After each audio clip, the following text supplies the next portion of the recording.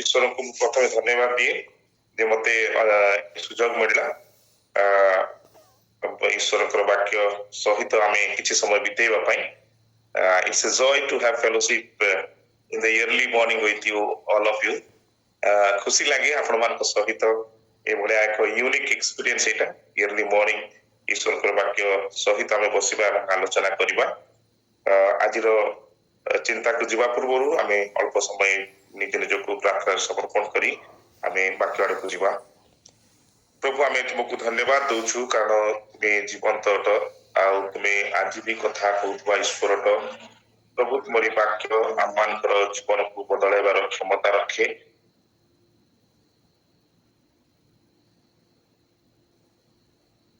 प्रभु से तुमरी वाक्य निकट समर्पित हो पवित्र आत्मा ईश्वर तुम्हें स्वयं उपस्थित रही आम्मान को कथा कह जोद्वारा प्रभु आम्मान जीवन निमंते जहाँ आवश्यक अटे प्रभु तुम्हें कथा कही आम्मान को परितृप्त हो स्थान जीवाई तुम्हें साहय कर मुझे तुम हस्तर समर्पित है आम समस्त तुम हस्तर समर्पित है ये प्रार्थना जीशु नाम मांगुछु आमेन।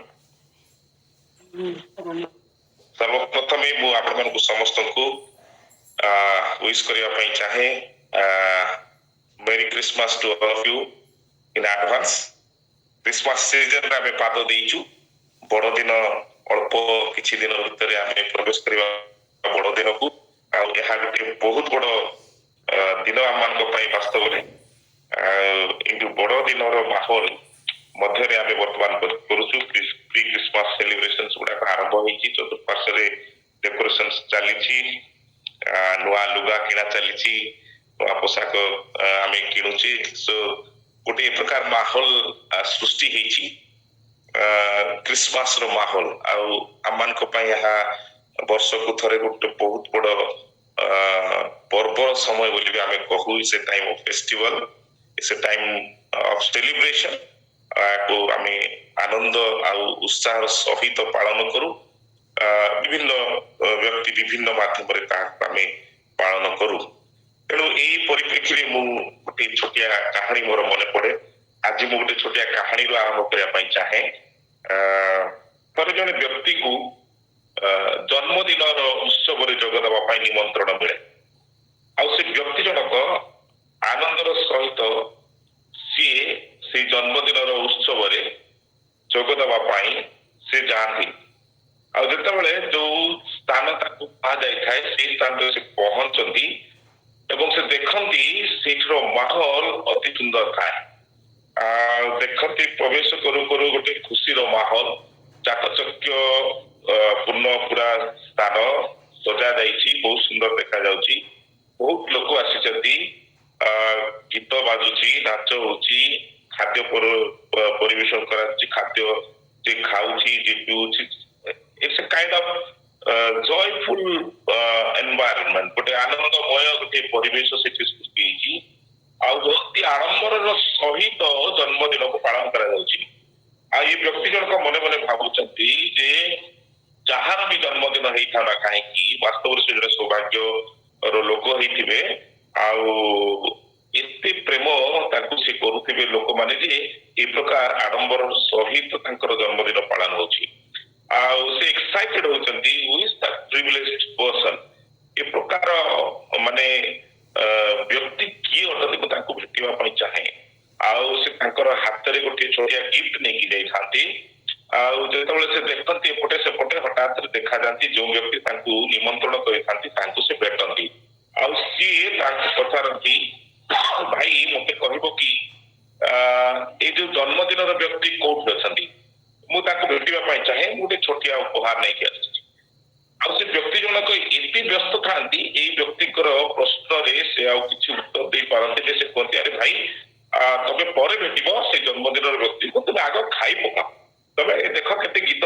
बाजुछि नाचुछन्ते समस्त मजा करूछन्ती आ तमे भी मजा नियो आ काहे कि तमे व्यस्त होछ तबे परे गिफ्टटा देई दबो तमे आगो जा तमे मजा करो you just go and just माने एन्जॉय द पार्टी तबे खाओ पियो ऐस करो मजा करो चलो तापर से चली जाउछन्ती आ किछि समय परे किंतु ए व्यक्ति से कहउछन्ती कि प्रथमे मु एई जो व्यक्ति जहार बाटे ताकू भेटिबी तापर आ किछि समय परे सेई लोक सहित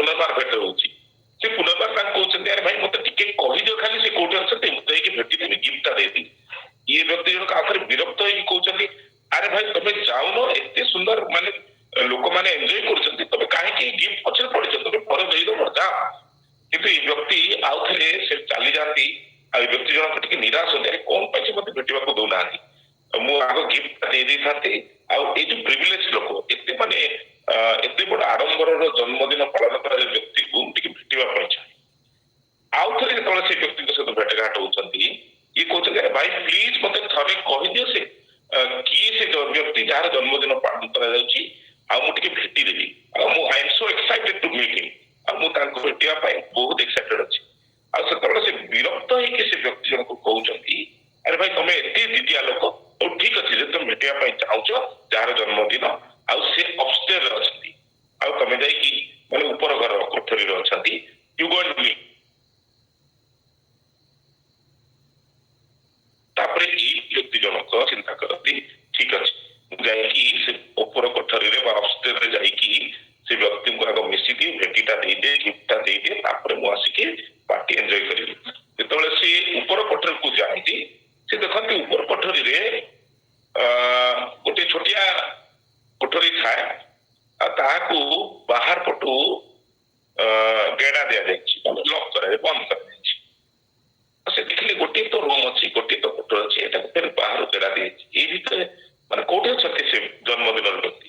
ଆଉ ସେତେବେଳେ ଯାଇକି ସେ କବାଟଟା ଖୋଲନ୍ତି ଆଉ ସେ ଦେଖୁଛନ୍ତି ସେଇ କୋଠରୀ ଭିତରେ ଜଣେ ପରିତ୍ୟକ୍ତ ବ୍ୟକ୍ତି, ଜଣେ ବୃଦ୍ଧ ବ୍ୟକ୍ତି ସେ ତାଙ୍କର ଖଟରେ ଶୋଇଛନ୍ତି, ଯିଏକି ପକ୍ଷାଘାତୀ ଅଟନ୍ତି ଅର୍ଥାତ୍ ପାରାଲାଇଜ ପର୍ସନ।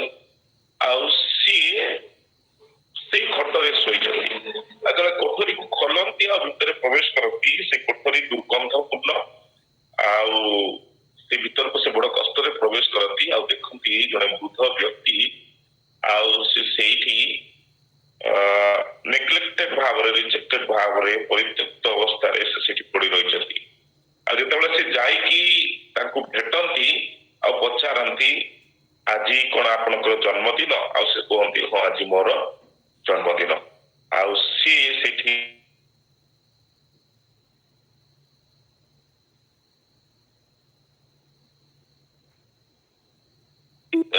କିଏ ଆୟୋଜନ କରିଛି ତମର ବାର୍ଥଡେ ପାର୍ଟି, କୁହନ୍ତି ମୋ ପୁଅ। ଆଉ ଏଇ ବ୍ୟକ୍ତି ଜଣକ ଭାଙ୍ଗି ପଡନ୍ତି ଆଉ ସେ କଣ ଏନ୍ଜୟ କରିବେ ପାର୍ଟି, ସେ ଗିଫ୍ଟକୁ ସେଠି ଥୋଇ ଦେଇକି ସେ ଚାଲିଯାଆନ୍ତି। ପ୍ରିୟ ମାନେ ମୋର କହିବାର ଏଇ କାହାଣୀର ତାତ୍ପର୍ଯ୍ୟ ଏହା, ଯାହାର ଜନ୍ମଦିନ ପାଳନ କରାଯାଉଛି ତାକୁ ଗୋଟିଏ କୋଠରୀରେ ବନ୍ଦ କରାଯାଉଛି। ଯାହାର ଜନ୍ମଦିନ ପାଳନ କରାଯାଇଛି ସିଏ ସଜବାଜ ହେଇନାହାନ୍ତି। ଯାହାର ଜନ୍ମଦିନ ପାଳନ କରାଯାଉଛି ତାଙ୍କୁ ପରିତ୍ୟକ୍ତ ଅବସ୍ଥାରେ ଗୋଟିଏ କୋଣକୁ ଠେଲି ଦିଆଯାଇଛି, ଗୋଟିଏ ଉପର କୋଠରୀରେ ବନ୍ଦ କରି ଦିଆଯାଇଛି। କିନ୍ତୁ ତଳେ ତାଙ୍କ ନାମରେ ତାଙ୍କର ଜନ୍ମଦିନ ଅତି ଆଡମ୍ବରର ସହିତ ଅତି ଖୁସିର ମାହୋଲରେ ଅତ୍ୟନ୍ତ ଆଡମ୍ବରପୂର୍ଣ୍ଣ ଭାବରେ ତାଙ୍କର ଜନ୍ମଦିନ ପାଳନ କରାଯାଉଛି। ମୋର କହିବାର ଅର୍ଥ ପ୍ରିୟମାନେ ଆପଣ ବୁଝି ସାରିଥିବେଣି। Where is Christ in the midst of Christmas? ଆଜି କଣ ବଡ ଦିନ ଆମେ ସେଇଭଳିଆ ପାଳନ କରୁଛୁ, ଆମେ ସେଇଭଳିଆ ଭୁଲ କରୁନୁ ତ? ଯାହାର ଜନ୍ମଦିନ ସେ କୋଠରୀରେ ବନ୍ଦ ହେଇନାହାନ୍ତି ତ?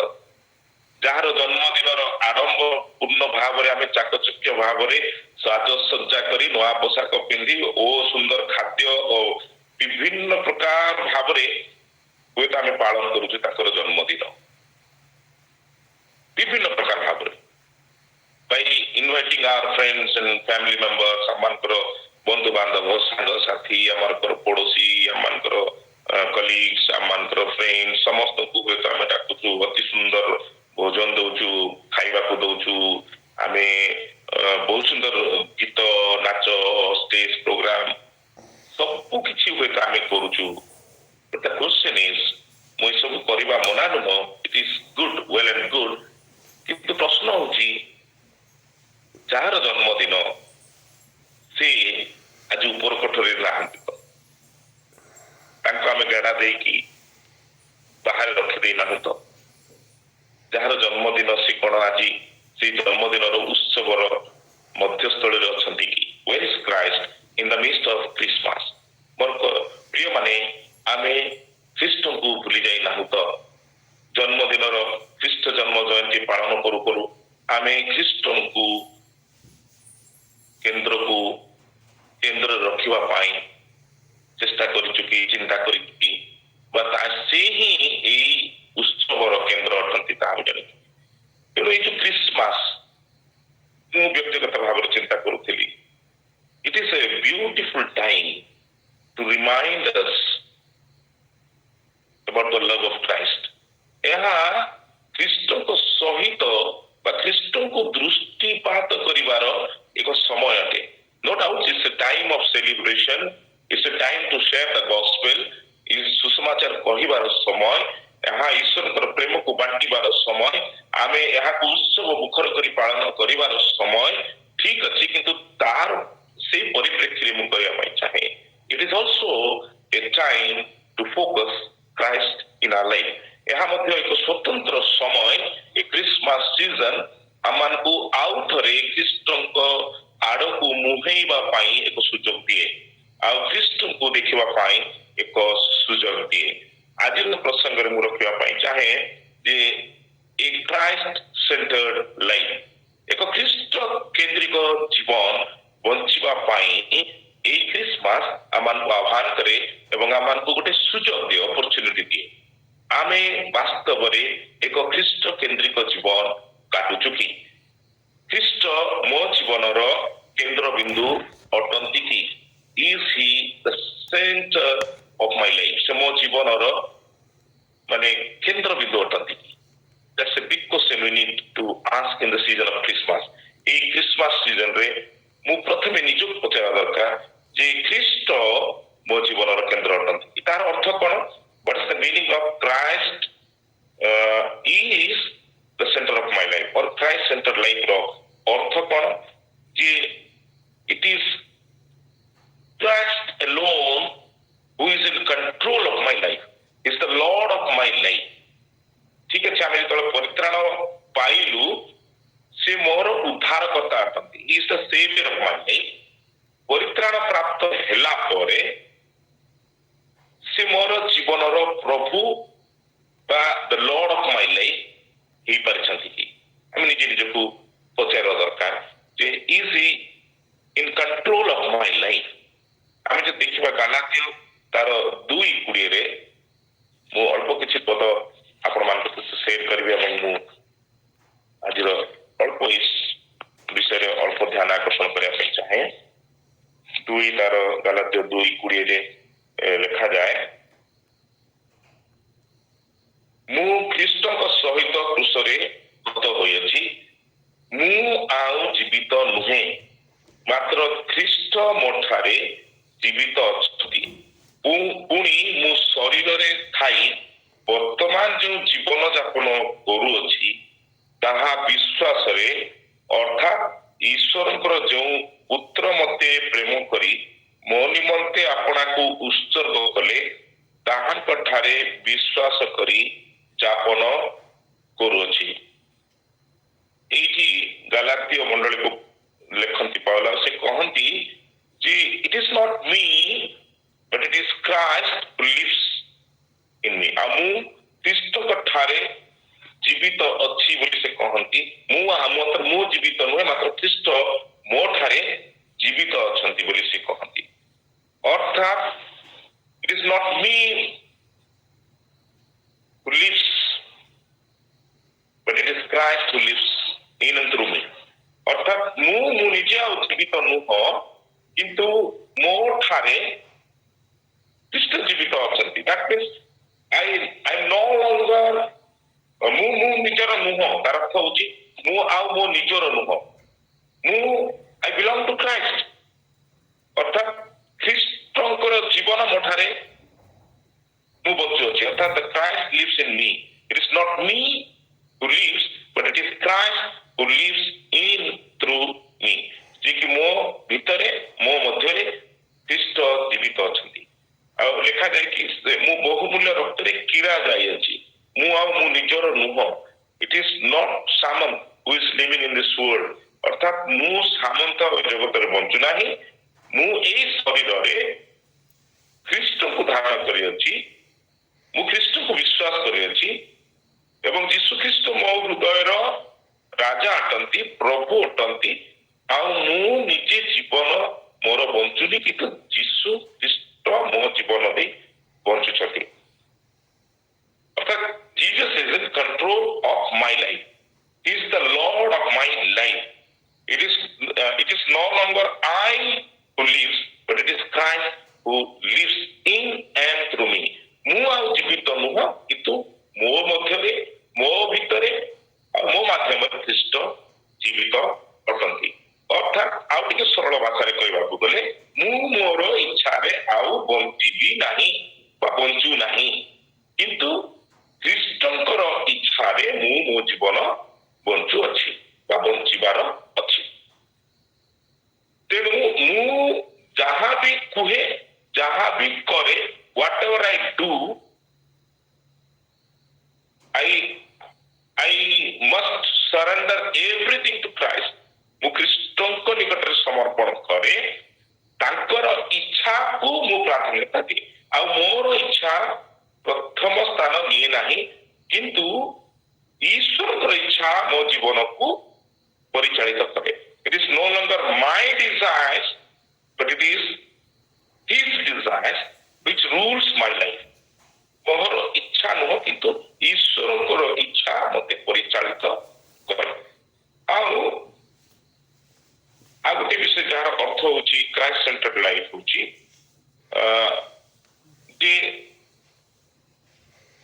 a life where Jesus is the center and the ultimate goal is to glorify Him.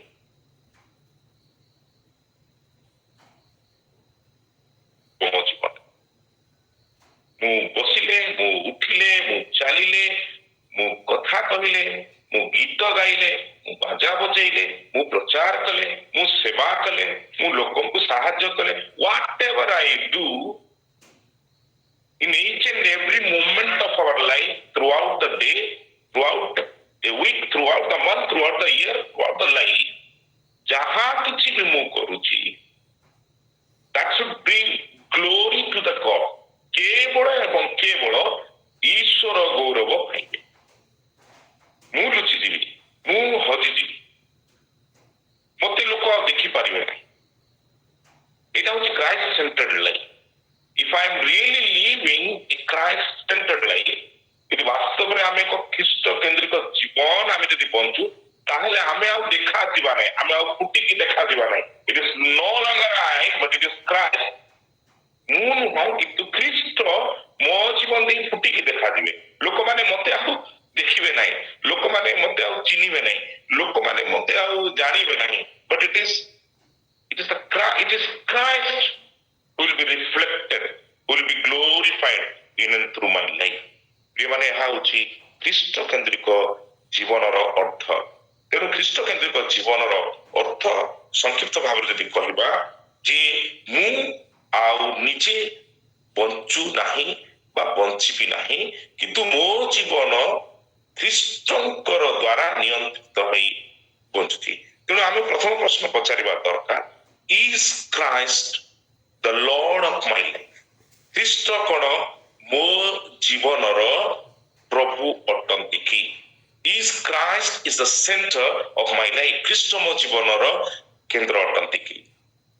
ଆଜି ଖ୍ରୀଷ୍ଟଙ୍କର ଇଚ୍ଛାକୁ ମୋ ଜୀବନରେ ମୁଁ ପ୍ରାଧାନ୍ୟତା ଦଉଛି କି ନା ମୋ ନିଜ ଇଚ୍ଛା ଅନୁସାରେ whatever I want and whatever I desire and whatever I plan, ଯାହା କିଛି ମୁଁ ଇଚ୍ଛା କରେ, ମୁଁ ଚାହେଁ, ମୁଁ ଯୋଜନା କରେ, ତାହା ହିଁ କରୁଛି କି ନା ଖ୍ରୀଷ୍ଟଙ୍କୁ ମୋ ଜୀବନରେ ପ୍ରାଧାନ୍ୟତା? Do I seek His guidance in every steps of my life?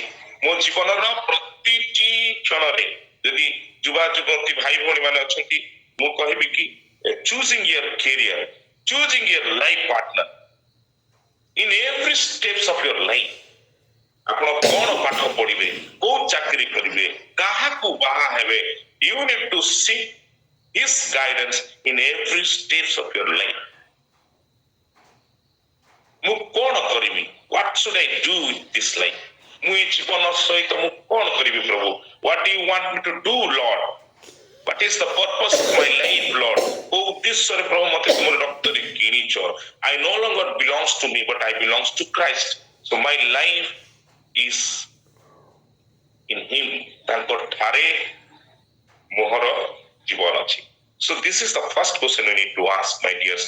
ଆଜିର এই ଅନୁଚିନ୍ତାରେ ଆଜିର ଚିନ୍ତାରେ ଆମେ ନିଜକୁ ପଚାରିବା ଯେ ଖ୍ରୀଷ୍ଟ ମୋ ଜୀବନକୁ ବାସ୍ତବରେ ନିୟନ୍ତ୍ରଣ କରୁଛନ୍ତି କି? ଖ୍ରୀଷ୍ଟ ମୋ ଜୀବନର ପ୍ରଭୁ ଅଟନ୍ତି କି? ନା ମୁଁ ଖ୍ରୀଷ୍ଟଙ୍କୁ ଆଜି ମୋ ହୃଦୟର ଉପର କୋଠରୀରେ ତାଲା ମାରିକି ରଖିଛି? ଯୀଶୁ ତୁମେ ମୋ ଜୀବନର ଏଇ କ୍ଷେତ୍ରକୁ ଆସିବା ଦରକାର ନାହିଁ. I can handle this. ମୁଁ ଏଇ ସବୁ କରିଦେଇପାରିବି. I am wise enough. ମୁଁ ବହୁତ ଜ୍ଞାନୀ ଆଉ ମୋର ବହୁତ ଟ୍ୟାଲେଣ୍ଟ ଅଛି, ଏବିଲିଟି ଅଛି. ଓ this thing I can do it. ମୁଁ କରିଦେଇପାରିବି. ମୁଁ ତୁମକୁ ଆବଶ୍ୟକ କରେ ନାହିଁ. Have I locked Jesus in my upper room of the heart?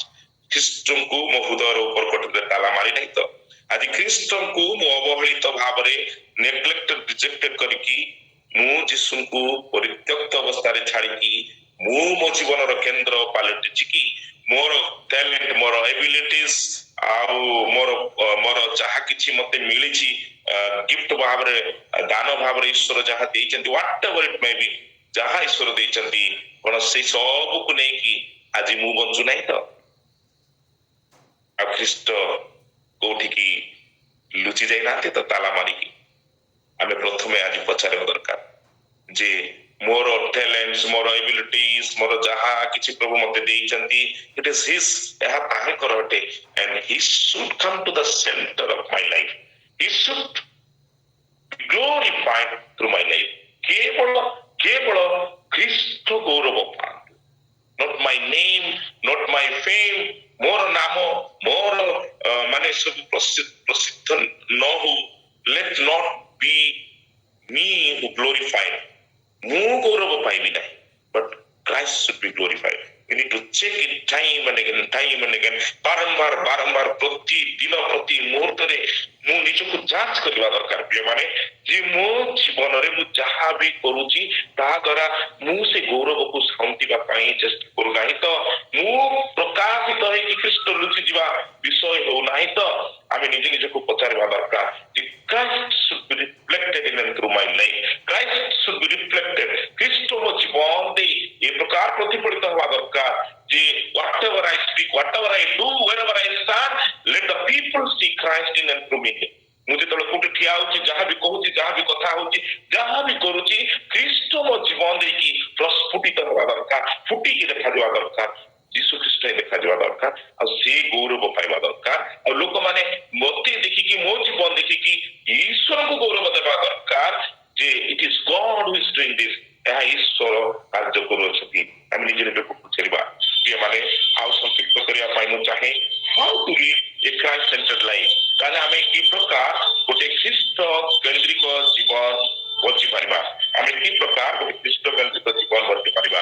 ଆଉ ଆପଣମାନେ ଯଦି ରୋମିଓ ଜହନ ପୁସ୍ତକ 15 ପର୍ବ ଦେଖିବେ ଯେ ମୋ ଠାରେ ରହେ ଆଉ ମୁଁ ଯାହାଠାରେ ରୁହେ ସେ ପ୍ରଚୁର ଫଳ ଫଳେ, ଆଉ ତୁମମାନେ ଯଦି ପ୍ରଚୁର ଫଳ ଫଳ ତାହେଲେ ତୁମେ ମାନେ ମୋହର ପ୍ରକୃତ ଶିଷ୍ୟ ବୋଲି କୁହାଯାଉଛି। ଶିଷ୍ୟ ମାନେ ହଉଛି ଯେ ଆମେ ପ୍ରକାଶ କରୁଛୁ ଯେ ଖ୍ରୀଷ୍ଟ ମୋ ଜୀବନର ଗୁରୁ ଅଟନ୍ତି ବା ସେ ମୋ ଜୀବନର କେନ୍ଦ୍ର ଅଟନ୍ତି। ଆଉ ଏଇଠି ଆମେ ଦେଖୁ ଯେ ଆମେ ଖ୍ରୀଷ୍ଟଙ୍କ ଠାରେ ରହିବା, ଅର୍ଥାତ୍ ଯୀଶୁଙ୍କ ସହିତ ଆମମାନଙ୍କର ସମ୍ପର୍କକୁ ପ୍ରତିଦିନର ଜୀବନରେ ଦୃଢ କରିବା। ଆମେ ଯଦି ଈଶ୍ୱରଙ୍କ ସହିତ ଆମମାନଙ୍କର ସମ୍ପର୍କ ଯଦି ଦୃଢ ହୁଏ, ଇଣ୍ଟିମେସି ୱିଥ୍ କ୍ରାଇଷ୍ଟ ସେତିକି ବଢିବ, ଖ୍ରୀଷ୍ଟ ସେତିକି ମୋ ଜୀବନରେ ପ୍ରକାଶିତ ହେବେ। କେମିତି ବଢେ? ଆଉ ମୁଁ ପ୍ରଥମରୁ ଆପଣମାନଙ୍କୁ ଗୋଟେ ଡିଟେଲ ଷ୍ଟଡି ତା ଉପରେ ନେଇଥିଲି ଯେ spending time with god every morning, ପ୍ରତିଦିନ ଖ୍ରୀଷ୍ଟଙ୍କର ସହିତ ଏହାକୁ ଆପଣମାନେ ଯେତେ ବ୍ୟସ୍ତ ଥାନ୍ତୁ ନା କାହିଁକି ଆପଣ ପ୍ରାଧାନ୍ୟତା ଦେବେ ଯେ ଖ୍ରୀଷ୍ଟଙ୍କ ସହିତ ମୁଁ ଏଇ ଦିନ ଆରମ୍ଭ କରିବା ପାଇଁ ଚାହେଁ। To start the day with the fellowship with Christ, ଖ୍ରୀଷ୍ଟଙ୍କ ସହଭାଗିତାରେ, ଅର୍ଥାତ୍ ମୁଁ ମୋ ଦିନ ବାଇବେଲ ଅଧ୍ୟୟନ, ବାଇବେଲ ପଢିବା, ପ୍ରାର୍ଥନାର ସହିତ ଆମେ ଆରମ୍ଭ କରିବା ଦରକାର। ଯୀଶୁ ବି ସିଏ କଣ କରୁଥିଲେ, ଏତେ ବ୍ୟସ୍ତତା ଥିଲେ ବି ସେ ପାହାନ୍ତିଆ ସମୟରେ ଉଠିକି ପର୍ବତକୁ ଚାଲି ଯାଉଥିଲେ। ଆଉ ସେ ପ୍ରାର୍ଥନାର ସମୟ, ଏ ନିରବତାର ସମୟ, ଏଇ ଏକଲା ଈଶ୍ୱରଙ୍କର ସହିତ ବିତାଇବାର ସମୟ, ଅର୍ଥାତ୍ ଆମେ ଏକଲା ସମୟ ବିତାଇବା ଈଶ୍ୱରଙ୍କ ସହିତ, ତାହା ଅତି ଗୁରୁତ୍ୱପୂର୍ଣ୍ଣ ବିଷୟ ଅଟେ। ଆମେ ଯଦି ଚାହୁଁ କ୍ରାଇଷ୍ଟ ସେଣ୍ଟର୍ଡ ଲାଇଫ୍ ବଞ୍ଚିବା, ତାର ମୁଁ କହୁଛି ଯେ how to live Christ centred life, ପ୍ରଥମ ବିଷୟ ହେଉଛି ସ୍ପେଣ୍ଡ ଇନଫ୍ ଟାଇମ୍, ଯଥେଷ୍ଟ ସମୟ ଆପଣ ଏକଲା ବିତାନ୍ତୁ ଈଶ୍ୱରଙ୍କର ଉପସ୍ଥିତିରେ। ହୁଏତ ଉପାସନା କରିବାରେ, ପ୍ରାର୍ଥନା କରିବାରେ, ବାକ୍ୟ ଅଧ୍ୟୟନ କରିବାରେ, ବାକ୍ୟକୁ ଧ୍ୟାନ କରିବାରେ, ଆଉ এই ସବୁ ଦ୍ୱାରା ଆମେ ଖ୍ରୀଷ୍ଟଙ୍କ ସହିତ ଆହୁରି ଘନିଷ୍ଠ ହବା, ଆଉ ଖ୍ରୀଷ୍ଟଙ୍କର ଚରିତ୍ର ସମୂହ ମୋ ଜୀବନରେ ପ୍ରକାଶିତ ହବା ଆରମ୍ଭ କରିବ। ବିକଜ ଆଇ ଲିସନ୍ ଟୁ ହିମ୍, ମୁଁ ତାହାଙ୍କର ସ୍ୱରକୁ ଶୁଣିବି, ତାଙ୍କର ଇଚ୍ଛାକୁ ଜାଣିବି, ଆଉ ତାହା ମୋ ଜୀବନରେ ମୁଁ ପ୍ରୟୋଗ କରିବି। ଆଉ ଯଦି ମୁଁ ବାଇବେଲ ପଢିବି ନାହିଁ, ଧ୍ୟାନ କରିବି ନାହିଁ, ଅଧ୍ୟୟନ କରିବି ନାହିଁ, ପ୍ରାର୍ଥନାରେ ସମୟ ବିତେଇବି ନାହିଁ ଏକୁଟିଆ ଈଶ୍ୱରଙ୍କର ସହିତ, ତାହେଲେ ଈଶ୍ୱର ମତେ କଥା ହେବେ କେମିତି, ମୁଁ ତାଙ୍କର ସ୍ୱର ଶୁଣିବି କେମିତି? ୟୁ ମଷ୍ଟ ପ୍ରାୟୋରିଟାଇଜ ଇଟ୍। ଆମେ ତାହା ପ୍ରାଧାନ୍ୟ ଦେବା ଦରକାର। Abide in him and he will abide in you। ଆପଣ ତାଙ୍କ ସହିତ ତାଙ୍କ ଠାରେ ରୁହନ୍ତୁ, ସେ ଆପଣଙ୍କ ଠାରେ ରହିବେ, ଆଉ ଆପଣ ଫଳ ଫଳିବା ଆରମ୍ଭ କରିବେ। ତାପରେ ଆମେ ଗୋଟେ ବିଷୟ ଦେଖିବା, ଯାହାକି ରୋମିଓ 6 ତାର 13 ଲେଖାଯାଏ। ଆମେ ରୋମିଓ 6 ତାର 13 ପର୍ବରେ ଲେଖାଯାଏ, ସେଟା ଆମେ ଟିକେ ଦେଖିବା। ରୋମିଓ 6:13 ଲେଖାଯାଏ, ଏ ପ୍ରକାର ଲେଖାଯାଏ, କିମ୍ବା ଆପଣ ଆପଣର ଅଙ୍ଗ ପ୍ରତ୍ୟଙ୍ଗକୁ ଅଧାର୍ମିକତାର ଅସ୍ତ୍ର ଶସ୍ତ୍ର ରୂପେ ପାପ ନିକଟରେ ସମର୍ପଣ କର ନାହିଁ, କିନ୍ତୁ ମୃତମାନଙ୍କ ମଧ୍ୟରୁ ଜୀବିତ ହେଲା ପରି ଆପଣ ଆପଣାକୁ ଈଶ୍ୱରଙ୍କର ନିକଟରେ ସମର୍ପଣ କର। ପୁଣି ଆପଣ ଆପଣା ଅଙ୍ଗ ପ୍ରତ୍ୟଙ୍ଗକୁ ଧାର୍ମିକତାର ଅସ୍ତ୍ର ଶସ୍ତ୍ର ରୂପେ ଈଶ୍ୱରଙ୍କ ନିକଟରେ ସମର୍ପଣ କର ବୋଲି ଲେଖାଯାଏ ସେଠି। ରୋମିଓ 12 ତାର 1 ଲେଖାଯାଏ, ଅତଏବ ଏହି ଭାଇମାନେ ମୁଁ ତୁମମାନଙ୍କୁ ଈଶ୍ୱରଙ୍କ ଦୟା ହେତୁ ବିନତି କରୁଅଛି, ତୁମମାନେ ଆପଣା ଆପଣା ଶରୀରକୁ ସଜୀବ, ପବିତ୍ର ଓ ଈଶ୍ୱରଙ୍କ ସୁଗ୍ରାହ୍ୟ ବଳି ରୂପେ ଉତ୍ସର୍ଗ କର, ଏହା ତ ତୁମ୍ଭମାନଙ୍କର ଯୁକ୍ତିଯୁକ୍ତ ଉପାସନା। ତୁମମାନେ ଏଇ ବର୍ତ୍ତମାନ ଯୁଗର ଅନୁରୂପୀ ହୁଅ ନାହିଁ, କିନ୍ତୁ ଯେପରି ତୁମମାନେ ଈଶ୍ୱରଙ୍କର ଇଚ୍ଛା କଣ, ଅର୍ଥାତ୍ ଉତ୍ତମ, ସୁଗ୍ରାହ୍ୟ ଓ ସିଦ୍ଧ ବିଷୟ କଣ, ଏହା ପରୀକ୍ଷା କରି ଜାଣିପାର। ଏଥି ନିମନ୍ତେ ଆପଣା ଆପଣା ମନର ନୂତନୀକରଣ ଦ୍ୱାରା ପରିବର୍ତ୍ତିତ ହୁଅ। ଦ୍ୱିତୀୟ ପଦକ୍ଷେପ ହେଉଛି ପ୍ରିୟମାନେ, ଯେ ନିଜ ନିଜର ଅଙ୍ଗ ପ୍ରତ୍ୟଙ୍ଗକୁ ଆମେ ପାପ ନିମନ୍ତେ ଓ ଧାର୍ମିକତା ନିମନ୍ତେ ସମର୍ପଣ କରିବା ନାହିଁ, କିନ୍ତୁ ଆମମାନଙ୍କର ଶରୀରର ଅଙ୍ଗ ପ୍ରତ୍ୟଙ୍ଗକୁ ଆମେ ସଜୀବ, ପବିତ୍ର ବଳି ରୂପେ ଈଶ୍ୱରଙ୍କ ନିକଟରେ ଉତ୍ସର୍ଗ କରିବା। ଆମେ ଏକ ପାପମୟ ଜଗତରେ ବାସ କରୁଛୁ, the sin is at hand ବୋଲି କୁହାଯାଉଛି। ଆଜିର ଜଗତରେ ପାପ ଆମର ହସ୍ତ ପାପୁଲିରେ ପଡିଯାଇଛି। ପ୍ରିୟମାନେ, in every moment of our life, ପ୍ରତିଟି ମୁହୂର୍ତ୍ତରେ, ଆଉ ଆମେ ରାସ୍ତାରେ ଚାଲିଗଲା ବେଳେ, ବସିଥିଲା ବେଳେ, wherever you go we see a sinful world। ଆମେ ଏକ ପାପମୟ ଜଗତରେ ବାସ କରୁଅଛୁ, ଆଉ ଏ ପ୍ରକାର ପରିସ୍ଥିତି ବର୍ତ୍ତମାନ ସୃଷ୍ଟି ହେଇଛି ଯେ ଯାହା ପାପ ଅଟେ ତାହାକୁ ପାପ ବୋଲି ଗଣା ଯାଉ ନାହିଁ। The sin is no more sin in this world, it is being legalized। ତାହାକୁ ଆମେ ଆଇନ ଅନୁସାରେ ତାହା ଦୋଷ ମୁକ୍ତ କରିଦେଲୁ, ଯେ ଆଇନ ଅନୁସାରେ ତାହା ଆଉ ଭୁଲ ନୁହଁ ବୋଲି କୁହାଯାଉଛି। କିନ୍ତୁ ବାଇବେଲର ଷ୍ଟାଣ୍ଡାର୍ଡ ଆମମାନଙ୍କର ମେନ୍ ଷ୍ଟାଣ୍ଡାର୍ଡ ହେବା ଦରକାର। ବାଇବେଲ ଆମମାନଙ୍କର ମାନଦଣ୍ଡ ହେବା ଦରକାର, ଜୀବନର ମାନଦଣ୍ଡ ହେବା ଦରକାର। If you want to live a Christ centred life, the standard of life is the word of God. ଈଶ୍ୱରଙ୍କର ବାକ୍ୟ ଯାହା ଆଜି ଆମମାନଙ୍କୁ କୁହେ ଯେ ଆମମାନେ ଏକ ପବିତ୍ରତାର ଜୀବନ ବଞ୍ଚିବା ପାଇଁ ଆମମାନେ ନିଜ ନିଜ ଅଙ୍ଗ ପ୍ରତ୍ୟଙ୍ଗକୁ ଈଶ୍ୱରଙ୍କ ନିକଟରେ ଯଦି ସମର୍ପଣ କରିବା, ପବିତ୍ର ଏବଂ ଧାର୍ମିକ ଜୀବନ ବଞ୍ଚିବା ପାଇଁ ଖ୍ରୀଷ୍ଟଙ୍କ ନିକଟରେ ନିଜକୁ ସମର୍ପିତ କରିବା, ତାହେଲେ ଲେଖାଯାଏ ଯେ ତୁମମାନେ କଣ କରିବ, ଯେ ଉତ୍ତମ, ସୁଗ୍ରାହ୍ୟ, ସିଦ୍ଧ ବିଷୟ କଣ ଆମେ ଜାଣିପାରିବା, ଆଉ ଖ୍ରୀଷ୍ଟଙ୍କ ନିକଟରେ ଏକ ଖ୍ରୀଷ୍ଟକେନ୍ଦ୍ରିକ ଜୀବନ ଆମେ ବଞ୍ଚିପାରିବା। You need to check, ଆପଣ ନିଜକୁ ପଚାରିବା ଦରକାର, is there any sin in my life which is ruling me? ଏମିତି କିଛି ପାପ ରହିଛି କି ମୋ ଜୀବନରେ ଯାହା ମୋ ଜୀବନକୁ ଶାସନ କରୁଛି? କିନ୍ତୁ ଖ୍ରୀଷ୍ଟ ମୋ ଜୀବନକୁ ଶାସନ କରିବା ଦରକାର, ଖ୍ରୀଷ୍ଟ ମୋ ଜୀବନକୁ ନିୟନ୍ତ୍ରଣ କରିବା ଦରକାର। କିନ୍ତୁ ସେ ପାପ ମୋ ଜୀବନକୁ ନିୟନ୍ତ୍ରଣରେ ରଖିଛି। ତାହେଲେ ଲେଖାଯାଏ ପ୍ରଥମ ଜନ 1:9 ଯେ ତୁମାନେ ଯଦି ଆପଣ ଆପଣ ପାପକୁ ସ୍ୱୀକାର କର ତାହେଲେ ସେ ତୁମମାନଙ୍କର ସମସ୍ତ ପାପ କ୍ଷମା କରିବା ପାଇଁ ବିଶ୍ୱସ୍ତ ଓ ନ୍ୟାୟବାନ ପରମେଶ୍ୱର ଅଟନ୍ତି। ଯଦି ଆପଣଙ୍କର ଜୀବନ ଏକ ପାପରେ ଧରା ପଡିଛି ଆଉ ସେ ପାପ ଆପଣଙ୍କର ଜୀବନକୁ ନିୟନ୍ତ୍ରଣ କରୁଛି ତାହେଲେ ବ୍ରିଙ୍ଗ ଇଟ୍ ଟୁ କ୍ରାଇଷ୍ଟ, କୃଷ୍ଣଙ୍କ ପାଖରେ ଆସନ୍ତୁ ଆଉ ନିଜକୁ ଉତ୍ସର୍ଗ କରନ୍ତୁ ପବିତ୍ର ସଜୀବ ବଳି ରୂପରେ କୁହନ୍ତୁ, Lord this is the scene which is controlling my life. ପ୍ରଭୁ এই ପାପ ମୋ ଜୀବନକୁ ନିୟନ୍ତ୍ରଣ କରୁଛି, ତୁମେ ମୋ ଜୀବନକୁ ନିୟନ୍ତ୍ରଣ କର, ମୋ ପାପକୁ କ୍ଷମା କର। ଇଜ ରେଡି ଟୁ ଫରଗିଭ୍ ଅସ୍। ଆମେ ଯଦି ଫେରୁ ତାହେଲେ ସେ ଆମମାନଙ୍କୁ ଗ୍ରହଣ କରିବା ପାଇଁ ପ୍ରସ୍ତୁତ ଅଛନ୍ତି, ଆମମାନଙ୍କୁ କ୍ଷମା କରି ସେ ଆମମାନଙ୍କୁ ଶକ୍ତି ଯୁକ୍ତ କରିବେ ଏବଂ ଆମମାନଙ୍କର ଜୀବନକୁ ସେ ନିୟନ୍ତ୍ରଣ କରିପାରିବେ। This is another secret of living a Christ centred life. ଆମେ ଯଦି ପାପରେ ବଞ୍ଚି ବଞ୍ଚି ଖ୍ରୀଷ୍ଟ କେନ୍ଦ୍ରିକ ଜୀବନ ବଞ୍ଚିବା ପାଇଁ ଇଚ୍ଛା କରୁଛୁ ତାହେଲେ ତାହା ଏକ ଭ୍ରାନ୍ତ ଧାରଣା ଅଟେ। ତାହା ଭ୍ରାନ୍ତ ଧାରଣା ଅଟେ। ଆମେ ଦୁଇଟି ଡଙ୍ଗାରେ ଗୋଡ଼ ଦେଇପାରିବା ନାହିଁ, ଯଦି ଦେବା ତାହେଲେ ବୁଡ଼ିକି ମରିବା। So it is always better to repent and return. ତେଣୁ ସବୁବେଳେ ବାଇବେଲରେ ଗୋଟିଏ ଆହ୍ୱାନ, ପୁରାତନ ନିୟମରୁ ନୂତନ ନିୟମ ପର୍ଯ୍ୟନ୍ତ ସବୁବେଳେ ଈଶ୍ୱରଙ୍କର ଆହ୍ୱାନ, ଅନୁତାପ କର ଫେର ବଞ୍ଚ। ତେଣୁ there is no alternative, ଆଉ କିଛି ଅଲ୍ଟରନେଟ୍ ନାହିଁ। God cannot compromise it। କି ତମେ ପାପ ବି କରୁଥିବ ତାପରେ ତମେ ମୋ ସହିତ ରହିବ, no, God will not allow it। ଈଶ୍ୱର ତାହା ଅନୁମତି ଦିଅନ୍ତି ନାହିଁ। ଈଶ୍ୱର ଅତି ସୁନ୍ଦର ଭାବରେ କୁହନ୍ତି ପାପ ଛାଡ ଫେର ବଞ୍ଚ। The choice is yours, କିନ୍ତୁ ପସନ୍ଦ ଆପଣଙ୍କର। What you want to do, ଆପଣ କି ପ୍ରକାର ଜୀବନ ବଞ୍ଚିବା ଚାହାନ୍ତି। ନେକ୍ସଟ ଆମେ ଯଦି ଦେଖିବା, ମୁଁ ସରେଇବା ପାଇଁ ଚାହେଁ ଗୋଟିଏ ବିଷୟ କହିକି ଯେ ଫିଲିପିଓ 2:5 ଲେଖାଯାଏ, କଣ ଲେଖାଯାଏ, ଖ୍ରୀଷ୍ଟ ଯୀଶୁଙ୍କର ଯେପରି ମନ ଥିଲା ତୁମମାନଙ୍କର ସେପରି ମନ ହଉ। ତାପରେ ସେଠି ଲେଖାଯାଏ ସେ ଈଶ୍ୱର ରୂପୀ ହେଲେ ସେ ନିଜକୁ ନମ୍ର କଲେ, ସାଧାରଣ ମନୁଷ୍ୟ ଭାବରେ କହନ୍ତି। ଆଜି ଆମମାନଙ୍କୁ ଟିକେ କଣ ପଦ ପଦବୀ ମିଳିଗଲା, ଟିକେ ଧନ ସମ୍ପତ୍ତି ମିଳିଗଲା, ଟିକେ କିଛି ଯଦି ଆତ୍ମିକ ଦାନ ମିଳିଗଲା, any kind of gifts of talent ମିଳିଗଲା, ଭଲ ଗାଇପାରେ, ପ୍ରଚାର କରିପାରେ, ଭଲ whatever I do, I take the glory, I become full of pride। ଗର୍ବ ମୋର ଜୀବନକୁ ଶାସନ କରିବା ଆରମ୍ଭ କରେ। It is no longer the humility, ସେ ନମ୍ରତା ମୋ ଜୀବନକୁ ଆଉ ଶାସନ କରେ ନାହିଁ। ଖ୍ରୀଷ୍ଟଙ୍କର ନମ୍ରତା ଦେଖନ୍ତୁ ଏଠି, କ୍ରାଇଷ୍ଟ ମାଇଣ୍ଡେଡ। ଆମେ ଖ୍ରୀଷ୍ଟଙ୍କର ଯେପରି ମନ ଥିଲା ଖ୍ରୀଷ୍ଟ ଯୀଶୁଙ୍କର ପରି ଆମମାନଙ୍କର ମନ ହଉ। ଆମର ଅବିରତ ପ୍ରାର୍ଥନା ରହିବା ଦରକାର ଯେ ପ୍ରଭୁ ମତେ ତୁମେ ତୁମରି ପରି ମନ ଦିଅ।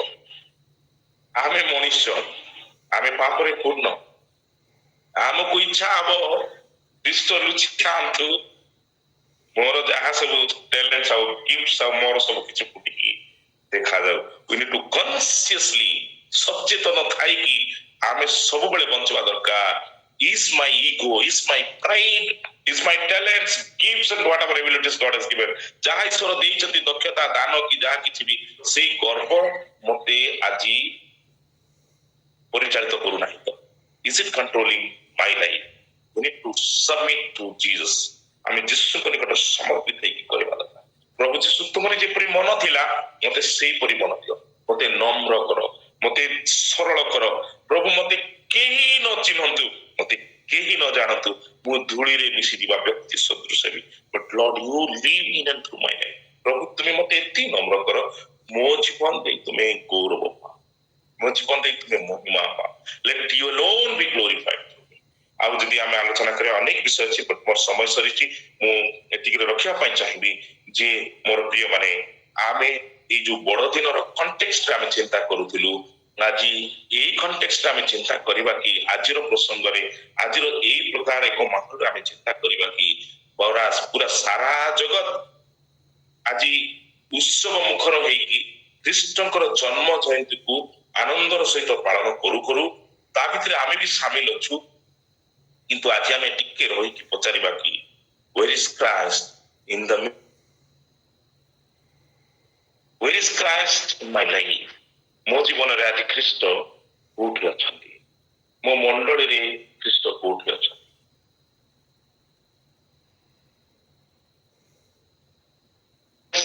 is the center of my life।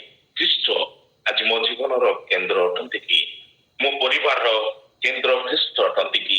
ଆମ ମନ ଖ୍ରୀଷ୍ଟ ଅଟନ୍ତି କି? ଆମେ ନିଜେ ନିଜକୁ ପଚାରିବା ଏବଂ ଆମେ ନିଜେ ନିଜକୁ ସମର୍ପଣ କରୁ ପ୍ରାର୍ଥନା କରିବା କି ପ୍ରିୟମାନେ, ଯେ ପ୍ରଭୁ ଯୀଶୁ ଖ୍ରୀଷ୍ଟ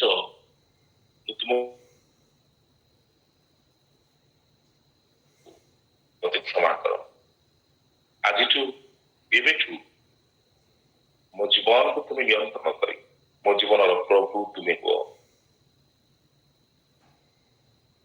मो हृदय मते नियंत्रण कर नम्रतार सहित विनम्रतार सहित ये प्रार्थनार सहित आम निजक समर्पण करवा प्रिय प्रभु तुम्हें मो जीवन केन्द्र बिंदु को बंचबी ना कि तुम्हें मो जीवन दे बंच प्रभु मु देखा जीवी ना कि तुम्हें देखा जाओ मत नम्र कर प्रभु मत समस्त पाप तुम्हें उद्धार करी एक पवित्र जीवन दे तुम उत्तम सुग्राह्य सिद्ध इच्छा को जानी बंचापी तुम्हें साहाय्य कर प्रभु तुम्हें मो जीवन को नियंत्रण कर प्रार्थना जिसु नाम मांगुछु आमीन धन्यवाद Praise the Lord. Thank you.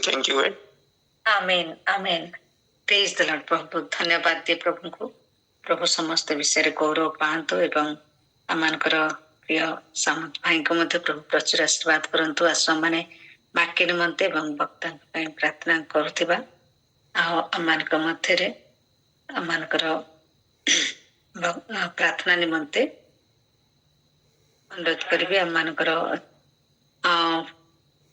Kusum sister Kusum Rajan sister अच्छा से भक्ता वाक्य निमंते प्रार्थना करते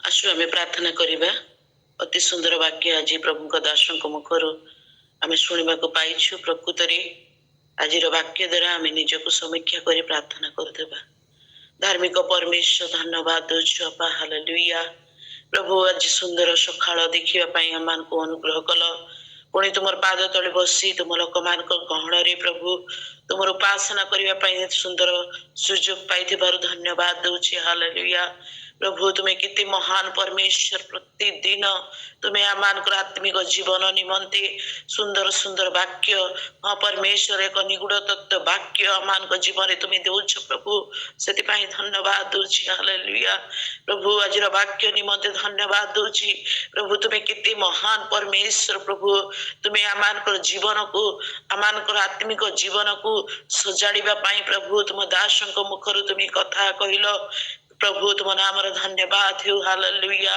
प्रभु आज वाक्य आमान निमंते प्रभु आमान जीवन को समीक्षा करने आमान जीवन को देखा तुम्हें देल प्रभु से धन्यवाद दूची हाँ परमेश्वर पिता प्रभु हाँ जदि भी आमे आज तुम जन्मदिन को पालन करुछु मात्र प्रभु तुमको आम एक कोठरी रखी देछु प्रभु हे परमेश्वर तुम्हें दया कर आमान समस्त धर्म तुम्हें क्षमा कर दियो प्रभु समस्त पाप दोष क्षमा कर दियो राजा आम अनेक समय दुर्बल जीवन काटी था अनेक समय तुमको पछरे पकई दे था प्रभु हाँ परमेश्वर से सब को तुम्हें गणना करो नहीं बापा तुम्हें आमान समस्त पाप को क्षमा करो प्रभु ए दिन मान करे तुम्हें आमान हृदय रे रुह बापा परमेश्वर प्रभु तुम्हें दया करो प्रभु एक ख्रीष्ट केंद्रिक जीवन काटिबा तुम्हें आमान को साहाय्य करो प्रत्येक जीवन प्रत्येक पदक्षेप तुमटाकू आरंभ करने तुम्हें आमान को साहाय्य कर आपा हे परमेश्वर प्रतिदिन आम निजको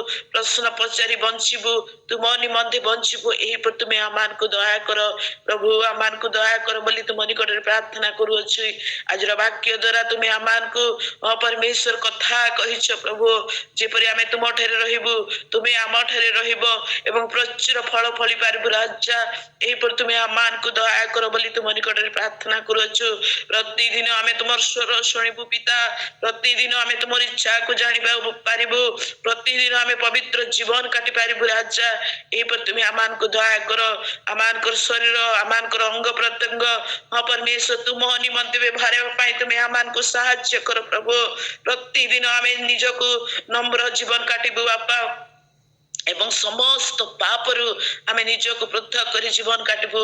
ଏହିପରି ତୁମେ ଦୟା କର। ତୁମର ଯେପରି ମନ ଥିଲା ପରମେଶ୍ୱର, ତୁମର ଯେପରି ମନ ଥିଲା ପ୍ରଭୁ, ସେହିପରି ଆମମାନଙ୍କୁ ତୁମେ ତୁମର ସେ ମନ ଦେଇ ଆମମାନଙ୍କୁ ତୁମେ ଗଢି ଦିଅ ବୋଲି ପ୍ରାର୍ଥନା କରୁଅଛି। ହାଲେଲୁୟା। ପ୍ରଭୁ ତୁମେ ଦୟା କର। ବିଶେଷ କରି ପ୍ରଭୁ ତୁମ ଦାସଙ୍କୁ ତୁମ ହସ୍ତରେ ଦଉଛି। ପ୍ରଭୁ ତୁମେ ଅତି ସୁନ୍ଦର ବାକ୍ୟ, ନିଗୁଡ ତତ୍ତ୍ୱ ବାକ୍ୟ, ପବିତ୍ର ଆତ୍ମାଙ୍କ ସାମର୍ଥ୍ୟ ବାକ୍ୟ ତୁମେ ଦେଇଛ ପ୍ରଭୁ, ସେଥିପାଇଁ ଧନ୍ୟବାଦ। ପ୍ରଭୁ ତୁମେ ତାଙ୍କୁ ଆହୁରି ବ୍ୟବହାର କର, ତୁମର ରାଜ୍ୟ ଧାର୍ମିକତା ପାଇଁ ବ୍ୟବହାର କର। ଆହୁରି ପ୍ରଭୁ ତୁମର ପରମେଶ୍ୱର ଅନେକ ଆତ୍ମା ମାନଙ୍କୁ ପରମେଶ୍ୱର ତୁମର ବାକ୍ୟ ଦ୍ୱାରା ଜିଣିବା ପାଇଁ ତୁମେ ତାଙ୍କୁ ଶକ୍ତି ଦିଅ, ସାମର୍ଥ୍ୟ ଦିଅ। ତାଙ୍କର ସେବା କାର୍ଯ୍ୟକୁ ବୃଦ୍ଧି କର, ତାଙ୍କର ପରିବାରକୁ ତୁମେ ଆଶୀର୍ବାଦ କର ବାପା। ଏ ପରମେଶ୍ୱର ତାଙ୍କ ପରିବାରକୁ ପ୍ରଭୁ ଆହୁରି ତୁମ ନିମନ୍ତେ ବ୍ୟବହାର କର ବୋଲି ତୁମ ନିକଟରେ ପ୍ରାର୍ଥନା କରୁଅଛି। ଯାହା କିଛି ତାଙ୍କ ଜୀବନରେ, ତାଙ୍କ ପାରିବାରିକ ଜୀବନରେ, ତାଙ୍କର ସେବା କାର୍ଯ୍ୟ ଜୀବନରେ ପରମେଶ୍ୱର ଆବଶ୍ୟକ ଅଛି ପ୍ରଭୁ, ସବୁ ଯୀଶୁଙ୍କ ନାମରେ ପୂର୍ଣ୍ଣ କର। ଏ ପରମେଶ୍ୱର ଆହୁରି ଅନେକଙ୍କୁ ତୁମର ବାକ୍ୟ ଦ୍ୱାରା ବର୍ତ୍ତମାନ ମାର୍ଗରେ କଢେଇ ଆଣିବା ପାଇଁ ତୁମେ ତାଙ୍କୁ ଦୟା କର ବୋଲି ପ୍ରାର୍ଥନା କରୁଅଛି। ପରମେଶ୍ୱର ବାପା, ଜୀବନର ଶେଷ ପର୍ଯ୍ୟନ୍ତ ପ୍ରଭୁ ଆଜିର ବାକ୍ୟ ପରମେଶ୍ୱର ଆମେ ବଞ୍ଚିଥିବା ପର୍ଯ୍ୟନ୍ତ ସ୍ମରଣ ରଖି ପ୍ରଭୁ ପରିଚାଳିତ ହେବା ପାଇଁ ଆମମାନଙ୍କୁ ତୁମେ ଦୟା କର। ଆଜିର ବାକ୍ୟ ଯେଉଁମାନେ ଶୁଣିଛନ୍ତି ପ୍ରଭୁ, ସେମାନଙ୍କ ହୃଦୟରେ କାର୍ଯ୍ୟ କର ପିତା। ଏ ବାକ୍ୟ ଫଳହୀନ ନ ହଉ, ଏ ବାକ୍ୟ ନିଷ୍ଫଳ ନ ହଉ ବାପା, ଏପରି ତୁମେ ଦୟା କର ପ୍ରଭୁ। ପ୍ରତିଦିନ ତୁମ ସହିତ ଚାଲି ବଞ୍ଚିବା ପାଇଁ ଆମମାନଙ୍କୁ ଦୟା କର ବାପା। ପରମେଶ୍ୱର ସମସ୍ତ ପ୍ରାର୍ଥନା, ସମସ୍ତ ନିବେଦନ, ସମସ୍ତ ଗୁହାରି ମିନତି ତୁମେ ଶୁଣିଛ, ସମସ୍ତ ଧନ୍ୟବାଦ ତୁମେ ପାଇଛ ବୋଲି ଏ ସମସ୍ତ ପ୍ରାର୍ଥନାକୁ ପ୍ରଭୁ ତୁମ ଚରଣରେ ଉତ୍ସର୍ଗ କରି ନାଜରେଥ ଯୀଶୁଙ୍କ ନାମରେ ମାଗୁଅଛି। ଆମେନ୍। ଆମେନ୍ ଆମେନ୍ ଆମେନ୍। ବହୁତ ବହୁତ ଧନ୍ୟବାଦ ଭଉଣୀ, ସମସ୍ତଙ୍କ ନିମନ୍ତେ ପ୍ରାର୍ଥନା କରିଥିବା ଲାଗି। ପ୍ରଭୁ ଆପଣଙ୍କୁ, ଆପଣଙ୍କ ସପରିବାରକୁ ପ୍ରଚୁର ଆଶୀର୍ବାଦ କରନ୍ତୁ। ଏବଂ ବିଶେଷ ବିଶେଷ ଧନ୍ୟବାଦ ଦିଏ ଆଜିର ବାକ୍ୟ ନିମନ୍ତେ ଆମମାନଙ୍କର ବକ୍ତା ଭାଇ, ଆମମାନଙ୍କର ସାମନ୍ତ ଭାଇ ଅତି ସୁନ୍ଦର ଭାବରେ ଆଉ ଗୁରୁତ୍ୱପୂର୍ଣ୍ଣ ବିଷୟକୁ ଆମମାନଙ୍କ ସମ୍ମୁଖରେ ରଖିଛନ୍ତି। ନିଶ୍ଚୟ ଆଜି ପ୍ରଭୁ ପରମେଶ୍ୱର ଆମ ସମସ୍ତଙ୍କୁ ଭାଇଙ୍କ ମୁଖ ଦେଇ କଥା କହିଅଛନ୍ତି। ଏ ଦିନ ମାନଙ୍କରେ ଆମେ ବହୁତ ଆନନ୍ଦିତ ଅଟୁ, କିନ୍ତୁ ସେ ଆନନ୍ଦର ଯିଏ ପ୍ରକୃତ କାରଣ ଅଟନ୍ତି ବା ଆମମାନଙ୍କର ପ୍ରିୟ, ଆମମାନଙ୍କର ଈଶ୍ୱରଙ୍କୁ ବା ପ୍ରଭୁ ଯୀଶୁଙ୍କୁ ମାନେ କୋଉଠି ରଖିଛୁ, ବହୁତ ମାନେ ଚିନ୍ତନର ବିଷୟ, ଗୁରୁତ୍ୱପୂର୍ଣ୍ଣ ବିଷୟ। ଏବଂ ମାନେ ନିଜେ ନିଜକୁ ଅନୁଶୋଚନା କରିବା, ଆମେ ଚିନ୍ତା କରିବା ଯେ ଆମେ ପ୍ରଭୁଙ୍କୁ କୋଉଠି ରଖିଛୁ। ପ୍ରକୃତରେ ପ୍ରଭୁ ଗୌରବ ପାଆନ୍ତୁ ଭାଇଙ୍କର ଜୀବନ ଦେଇ, ତାଙ୍କର କାର୍ଯ୍ୟ ଦେଇ, ସେବା କାର୍ଯ୍ୟ ଦେଇ, ସବୁ ବିଷୟରେ ପ୍ରଭୁ ହିଁ ଗୌରବ ପାଆନ୍ତୁ ଏବଂ ଭାଇଙ୍କୁ ମଧ୍ୟ ଆହୁରି ବହୁଳ ଆଶୀର୍ବାଦ କରନ୍ତୁ।